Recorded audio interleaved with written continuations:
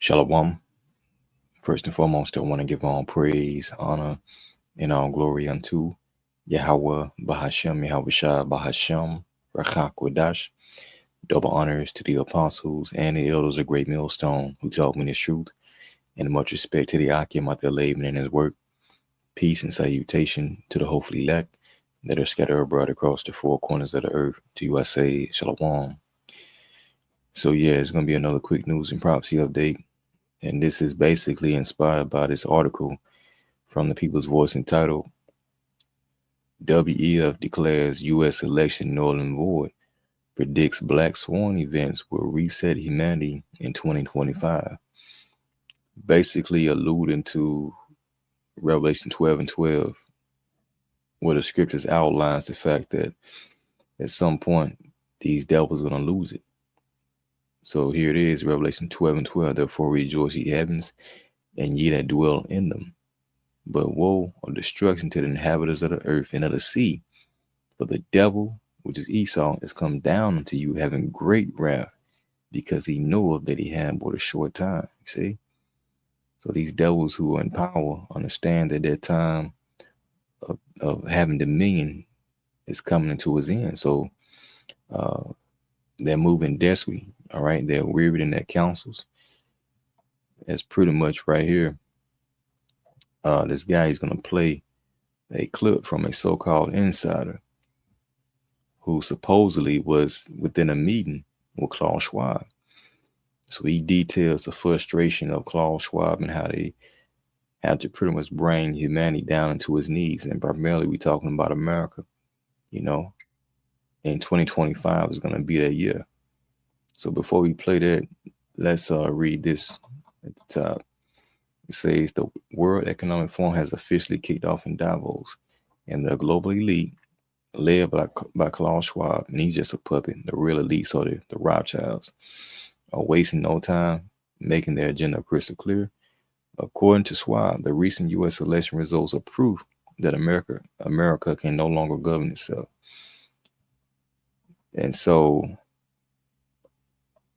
it goes on to say his solution forced the United States to bow to the authority of the globalist agenda through a series of covert and calculated attacks set to unfold in the coming year. See that? So we're going to play this video. It starts like around the 11-minute marker. And we'll start at 10:44, calling y'all about Shemashah.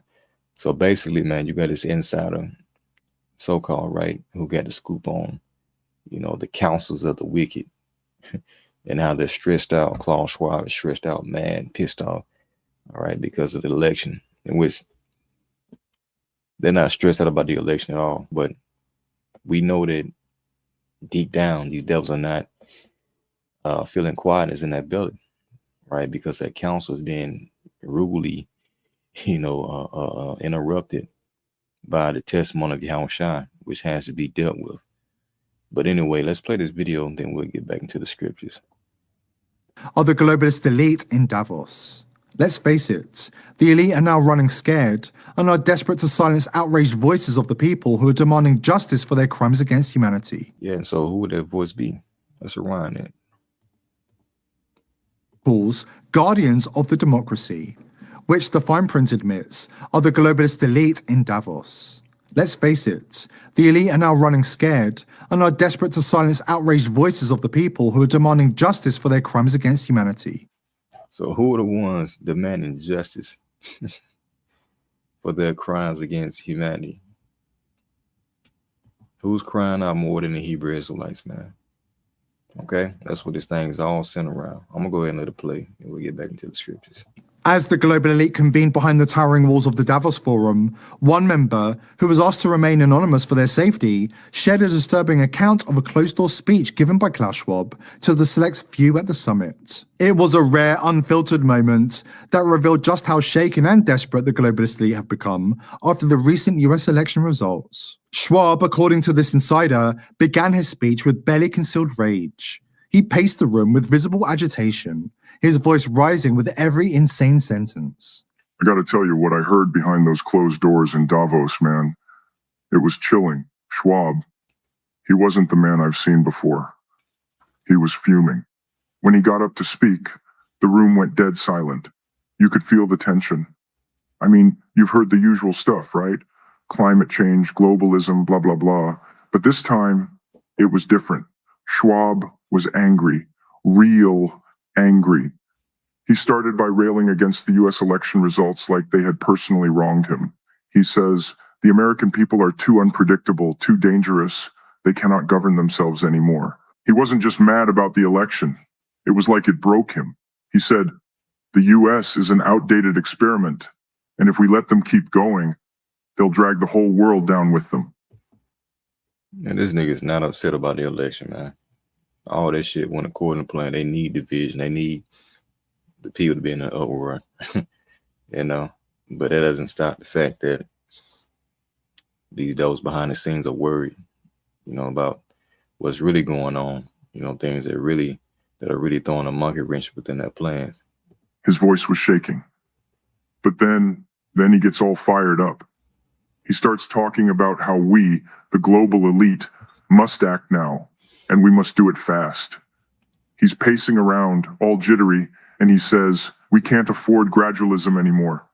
We have to unleash chaos in 2025. We need to break down global economies, create political unrest, and have the people begging for a solution. Yeah, so no more subtlety, no more gradualism, you know. Basically alluding to what we read, that great wrath coming down, man. So you're going to see a lot of shit transpiring, like back to back to back, you know, in the very near future. They done playing with you, Jake. All you Jakes out here who was mocking and scoffing at Jacob's trouble and what we were trying to warn you from through the Spirit. So I want to pass the horn down. You're going to feel it, man. You're going to feel the wrath of the Lord through the left hand, you know? He's talking about taking control of the narrative, no more pretending. He said, the American people need to be made to grovel. We've given them too much freedom. Now we make them obey. I'm telling you, it was like he thought they were some kind of untamable beast that had to be broken. He's so convinced that they need to restore globalist supremacy, as he put it. And that's exactly what he's going for. Total control. And here's the real kicker. Schwab went on about how 2025 will be the year they set everything in motion. Chaos will reign, and that's when they'll step in like saviors. He didn't say it in so many words, but the plan was clear. They'll start a global crisis, and people will have no choice but to submit. It'll be like a new world order, but it's going to come at a price. The destruction of everything we've known. After he said that, it was like the whole room got heavy. He was shaking, his hands twitching, like he wasn't just speaking. He was delirious, like he could see the world crumbling around him, and he was trying to force it into shape. He's obsessed with this vision, man. He talked about how they need to fast-track the New World Order, how this was the only way forward. I've been in this game long enough to know when someone's lost it. And Schwab, he's there. He's in full-on panic mode. But the thing is, he's serious. These people are serious, and they're ready to burn everything down to make sure they're the ones left standing. And it's not just them. They've got the power to do it. But we can't let them. That nigga does sound like a paid actor, but it don't stop the fact that these devils do plan on coming down that great wrath in, 2025. It's Apostle Harcourt this year, man, a year of deliverance, a hopeful year of deliverance and the destruction and judgment on Esau. So things are shaping up, for everything to spiral out of control, lead them into that great day. So expect more T attacks, the people being put in fear, America becoming very unstable, the power grid going down, the famine kicking in, anarchy, chaos, anything that you can name, is about to take place in America. Evils, all due to the devil coming down with great wrath, because he knows that he had but a short time. It was basically alluding to the fact that, these devils are not sitting at ease at the top. Isaiah 47 and verse 12, 13. It says, hey, They are wearied in the multitude of that counsel. See, these devils have secret meetings behind the scenes about what they need to do to accomplish a new world order. And a common topic that constantly comes up is, of course, the Hebrew Israelites, man, who are telling this nigga that, hey, you about to go down. The only threat unto Esau in this new world order is Yahweh by Shemal Shah, you know, which is being prophesied by the mouth of the prophets. So again, they are wearied in the multitude of that counsels. Hey, let the astrologers, the stargazers, the monthly prognosticators, right, your left hand prophets stand up and say to you from these things that shall come upon thee, man. Right? So you get planets aligning, stars in the heaven, the signs of the times. And with this devil is throwing up heavy, enchantments and witchcraft to try to hold on to his position. But again, this is showing that they're at a state of unease at the top. As it says, thou art weary, Strong's age 3:8-11. So don't think that these devils are just at the top, coasting through that new world order. Everything is going according to that plan. Hell no, man. These niggas are sweating. So it say to be weary, to be impatient. Yep, to be impatient. That's the reason why he's going to come down with wrath. Because he has a short time. It says to be grieved, to be offended. What is he offended at? Yahweh by Shemal Shah and the prophets. To be weary, to be impatient, to be tired of something. He's tired of what? You already know. Weary oneself. Okay, he's exhausted. He's tired of the Hebrew Israelites condemning this man on the highways and byways, first and foremost. That's why he wants to stop free speech, misinformation, disinformation. He needs total control. So we at that point. We at that point in the game. So it's imperative for the Israelites to seek Yahweh by Shemal Shah while he may be found, because shit gonna go down, man. Suddenly.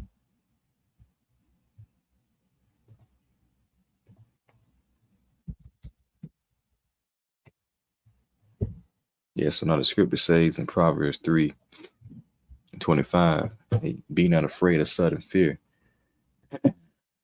Because things are going to start happening suddenly, unexpectedly, right? When you go into this word black swan, let's look it up real quick. Black swan, which means, definition 2, an unpredictable or unforeseen event, typically one with extreme consequences. So they plan on bringing things that's going to have extreme consequences, like your food being compromised, your water being compromised, your power, your heat, your air, things that pertain to life is going to be compromised. See? And they about to bring it. And so as we go back to Proverbs 3:25, be not afraid of sudden fear. So when the power grid goes out, or any other thing, a missile attack, bombs start going off in the cities, be not afraid, man. All right? Scripture says that we shouldn't be afraid of evil titans. Okay, because our hearts are fixed and trusting in Yahweh by Shemal Shah, who's bringing on these things on the left-hand side. Be not afraid of sudden fear, neither of the desolation of the wicked when it cometh. See? Why? It says, for the Lord, Yahweh by Shemal Shah, shall be thy confidence, and shall keep thy foot from being taken. Because the Lord gave us a way out. He gave us a way out. Let's go to Psalm 119:95. It says, the wicked have waited for me to destroy me, but I will consider thy testimonies. The Lord gave us a track record. All right. Things that are written aforetime, which were written for our learning, that we through faith and comfort of the scriptures might have hope. So we're going to be put into predicaments to where we're going to have to think back upon the Lord's testimonies, right? These devils going to come in with that great wrath, with the troops. There's going to be famines that he's going to create. There's going to be a drought of water. So what are you going to think about? The scriptures. My servants shall eat, my servants shall drink. Our forefathers were protected in times of evil. And he's going to make that same thing happen in these times for his elect.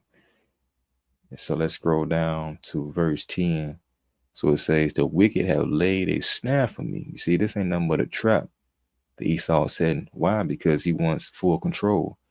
He wants to cause as much chaos and mayhem as possible, to the point where people are going to be crying and begging for a solution, right? For food, for water, raiment, housing, whatever it may be. But one thing, you got to take this Quran for security and for safety. And many people are going to be deceived into taking it, but we have been given the testimony of Yahushua, as it says, yet I erred not from thy precepts. See, so these precepts are commandments, which are like guiding lights, which guides us out of the way of the snares of Esau. And with Jake, who was walking blindly, with not having this light, are going to fall right into a snare. Okay? As Esau is known as what? The bird catcher. So let's get some real quick.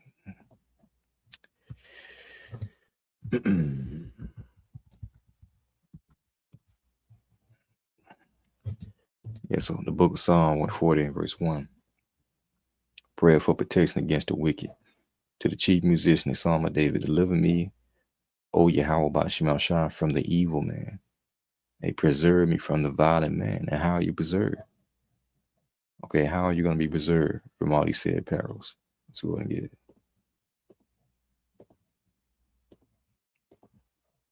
Saying it is 9 and verse 7.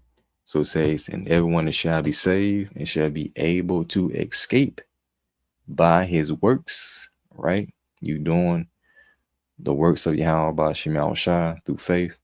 It says, and by faith, right? Whereby ye have believed. Believe on what? Yahweh Shah. It says, shall be preserved from the said perils, and shall see my salvation in my land and within my borders. For I sanctified them for me from the beginning, and you were sanctified by this truth. St. John 17 and 7. Let's get this real quick. St. John 17 and 17, so like it. So it says, sanctify them through thy truth. Thy word is truth.